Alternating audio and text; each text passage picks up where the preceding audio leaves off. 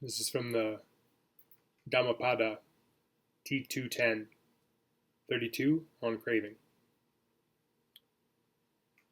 If one's mind is set on sexual activities, one's craving increases, like a creeper's branches, spreading and growing ever more luxuriantly, and the mind keeps leaping like a monkey greedy for fruits.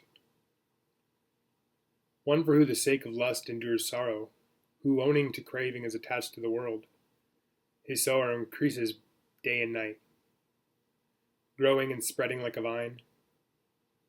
Men are deluded because of passionate love. They are unable to give up passions. Thus do sorrow and passionate love increase, like flowing water filling up a pond.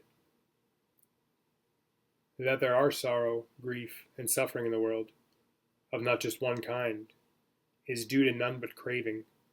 Craving ceasing, there is no sorrow. One's own mind being at peace, craving is abandoned. Without craving, where is the world? Not grieving, nor seeking with defilement, nor craving, whence is the world? Some grieve because, at the time of death, they want many kinsfolks to gather. Traversing a long journey of sorrow, they crave and suffer, always falling into distress. One devoted to the spiritual life must not befriend craving. First cut off the root of craving, so that it can no more take root. Don't be like cutting reeds, lest craving would arise again. Like a tree with a deep and firm root, though cut down, grows yet again. Craving thoughts not completely removed, one should expect further suffering. Like a monkey, having left behind the trees, returns to the trees, having been freed. Even so do people of the world get out of hells only to return to hells. Greedy thoughts constitute an incessant flow, which habitually joins force with conceit.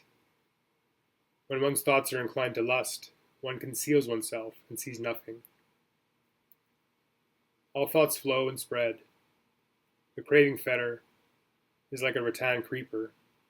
The wise alone can discern with discrimination and cut off the source of craving thoughts. Nourished by craving, one's thoughts grow and spread.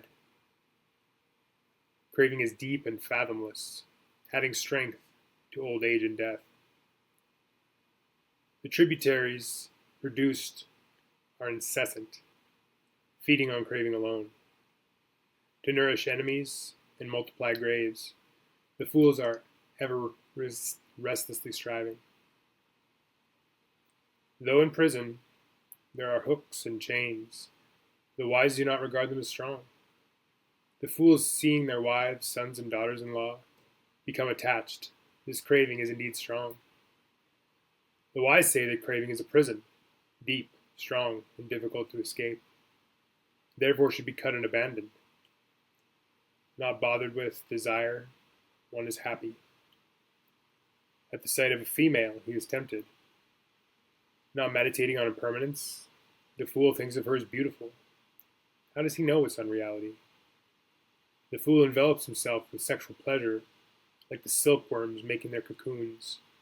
The wise can give it up, and not being bothered by it, end all suffering. One whose mind is bent on heedlessness views sexual indulgence as being pure. His thoughts of passionate love being intensified, he thus creates a prison. He whose thoughts cease in sexual craving is ever mindful of craving as impure. Thus does he leave the prison of evil and end the problem of old age and death. The fool entangles himself with craving's net, and he gets himself covered up by lust's lust. Being self-indulgent, he is imprisoned, like a fish entering a trap. Old age and death await their chance, like calves wanting their mother's milk. Craving abandoned and lust's tracks obliterated. The wise leaves the net disentangled. He who has completed the way, freed from prison, understanding all from one end to the other, has transcended the practice of extremity. Such a man is a great, wise one. Don't be close to those remote from the Dhamma. Don't be strained by lust either. He who has not cut off the 3 times will fall again into the practice of extremity. If one is awakened to the true nature of all Dhammas, one will then not be attached to the Dhamma. Having been freed from all thoughts of lust, one is said to have mastered the sage's thoughts. Of all gifts, the gift of Buddha's discourses excels. Of all flavors, the flavor of truth excels. Of all bliss, the bliss of Dhamma excels. The exhaustion of lust excels all sufferings.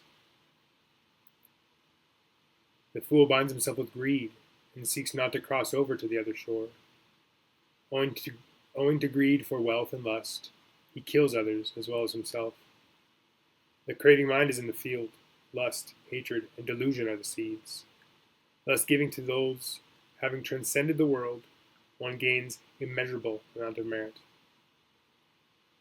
With a few companions, but plenty of goods, a merchant trembles with fear. Craving is a robber that kills, therefore the wise do not crave. Where the mind agrees, there craving is. Why then only the 5-fold craving? The agreement defied and the 5-fold craving cut, one becomes a hero indeed. Where there is no craving, there is no fear. Where there is contentment, there is no sorrow. When craving is removed and fetters undone, one is said to be far out from the sea. O craving, I know your source. You are born of thoughts in the mind. The moment I cease thinking of you, you will exist no more. In cutting trees of craving, don't stop. So long as the trees grow, there will be evil. When each and every tree is cut, the bhikkhu will attain nirvana. If the trees of craving are not cut, even if there be a tiny bit of passion remaining, the mind will get hung up there, like the calves wanting milk from the mother.